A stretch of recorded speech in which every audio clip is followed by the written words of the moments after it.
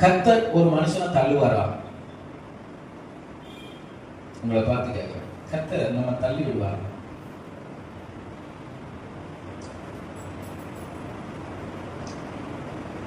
எப்ப தள்ளி விடுவார், ஏன் தள்ளி விடுவார் என்ற கேள்விகள் உண்டு.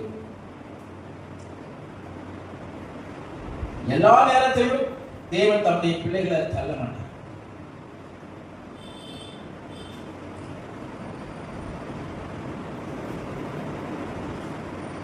அங்க சொல்லப்பட்டிருக்கிறது அந்த வசனம், கர்த்தர் அவர்களை தள்ளினதினால் அவர்கள் நிலை நிற்கவில்லை. இப்போ நீ சொல்லுகிறேன், கர்த்தர் ஒரு மனுஷனை தள்ளிட்டாருன்னா அவன் எந்த காலத்திலும் எழுப்பி நிற்கவே முடியாது.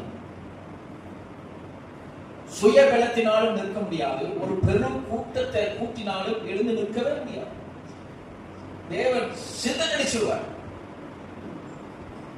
அதுவும் மனுஷன் நம்ம தள்ளினா அது வேற. ஆனா கர்த்தர் ஒரு மனுஷனை தள்ளி விட்டுட்டாருன்னா அவனால ஆயுசுக்கும் எழுந்து நிற்க முடியாது. சில சமயம் அவனுடைய சந்ததி கூட எழுந்து நிற்க முடியாத அளவுக்கு தேவன் தள்ளி விட்டுருவார். தேவ பிள்ளைகளே, ரொம்ப நான் இந்த வசனத்தை வாசிக்கும் பொழுது என் மனசுல ஆண்டவர் பேசினார்.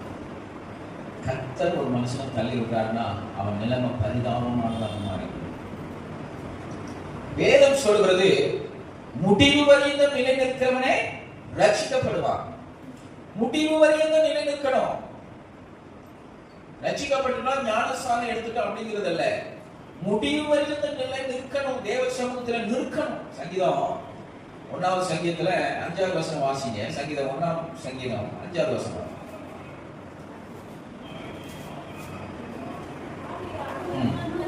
ஆகையால் துன்மார்க்கன் நியாயத்திற்கும் பாவிகள் நீதிமானுடைய சபையிலும் என்ன செய்வதில்லை, நிலை நிற்கிறது இல்லை.